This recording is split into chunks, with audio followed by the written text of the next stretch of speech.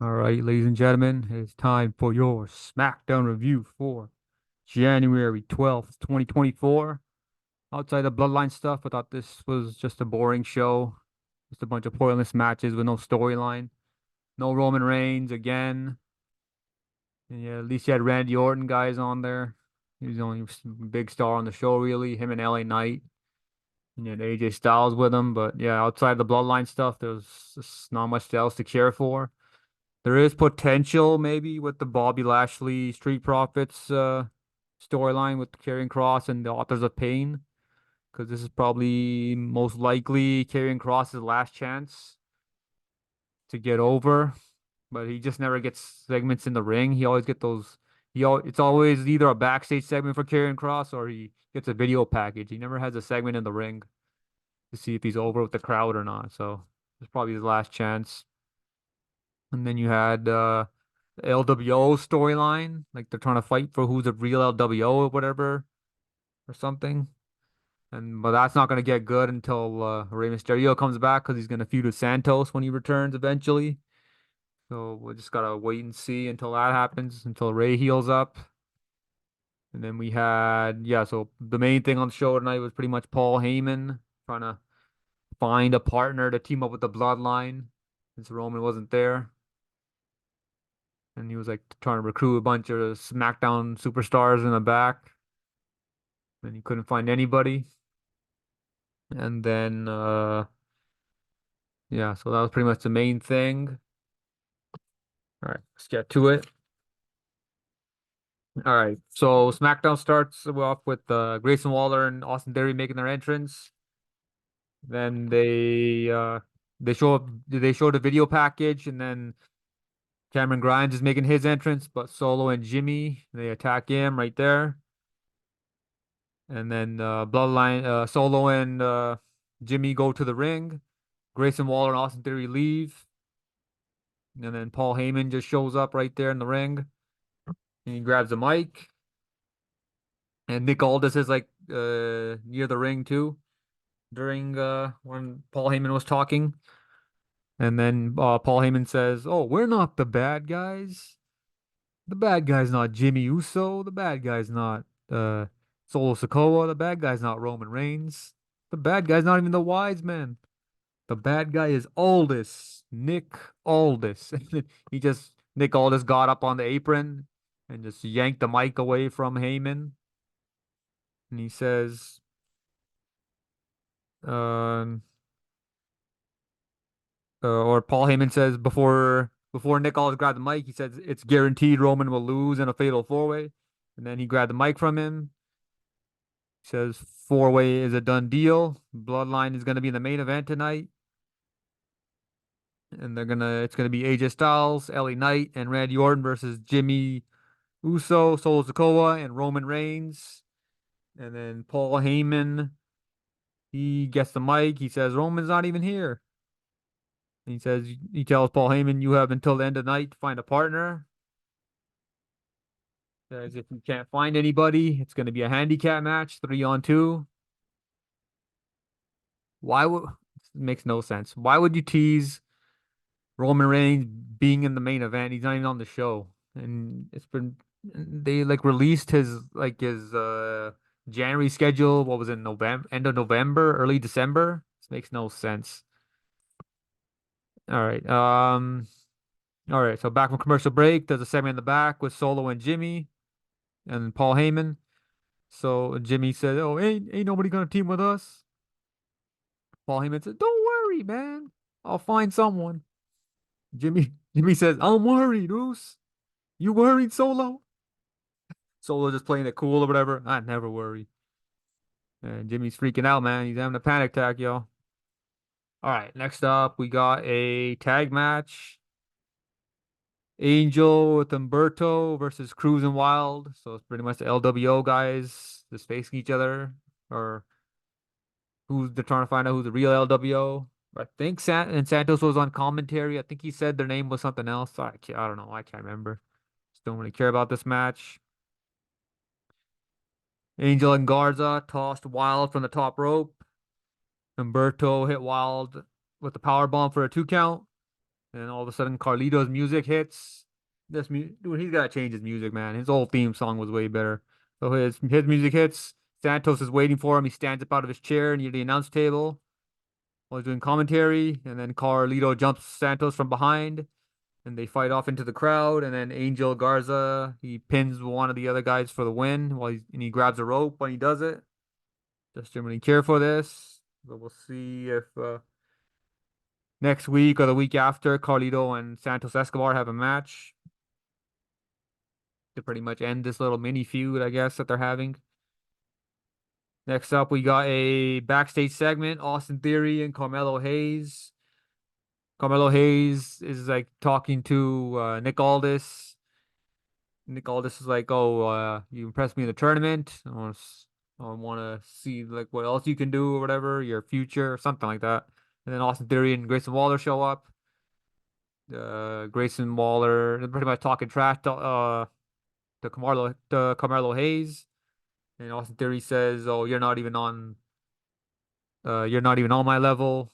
Hayes is like, you're right. I'm not on your level. I'm on the level above you." So Carmelo Hayes and Austin Theory are gonna have a match later.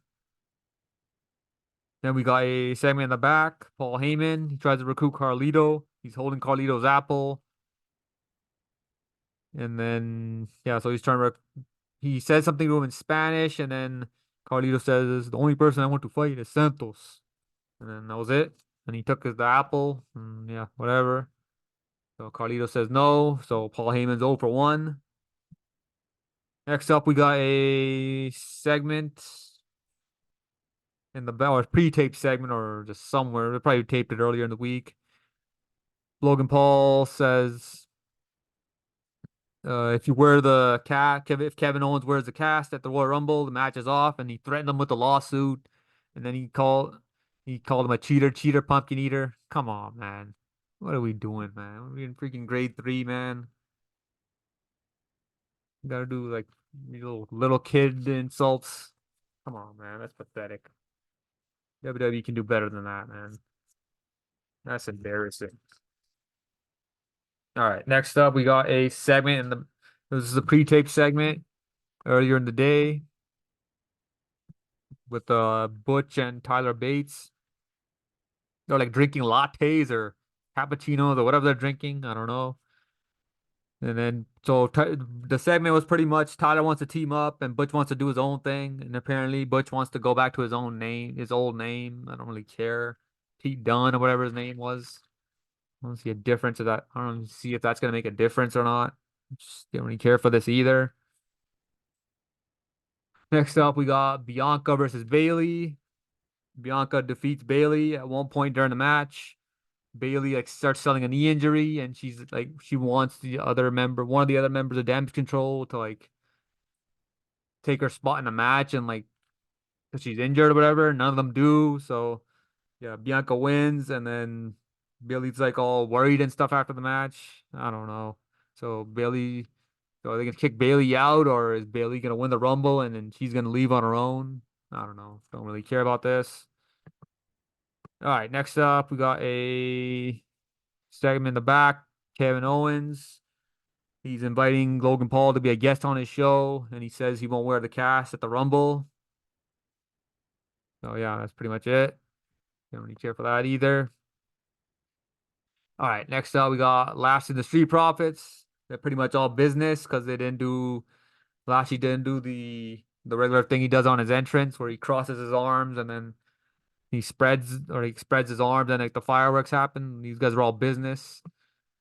Got their sleeves all rolled up and want to fight. Lashley grabs a mic. He pretty much calls out Karrion Kross and Authors of Pain.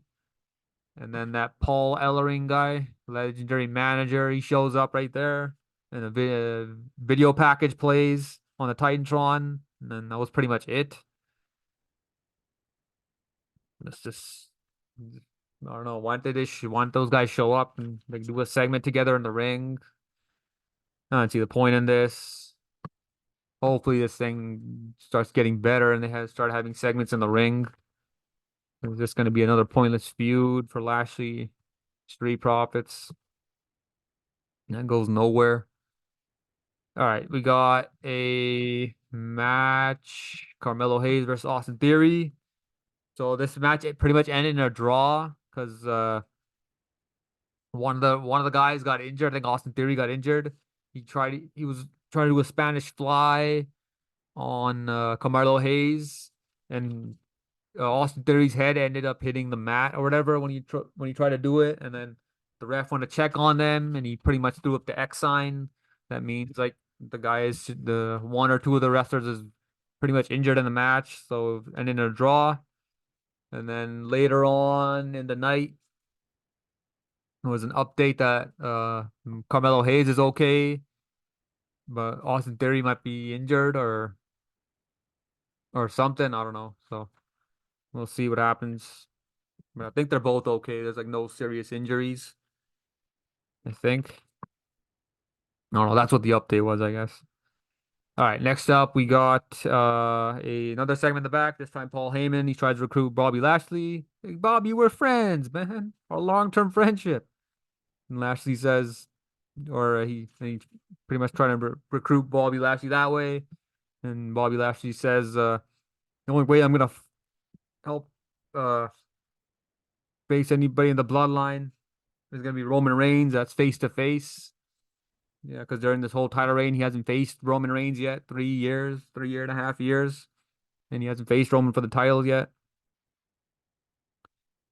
And he pretty much says no to the bloodline. So Heyman's now 0 for 2. And then there's another segment in the back. Jimmy's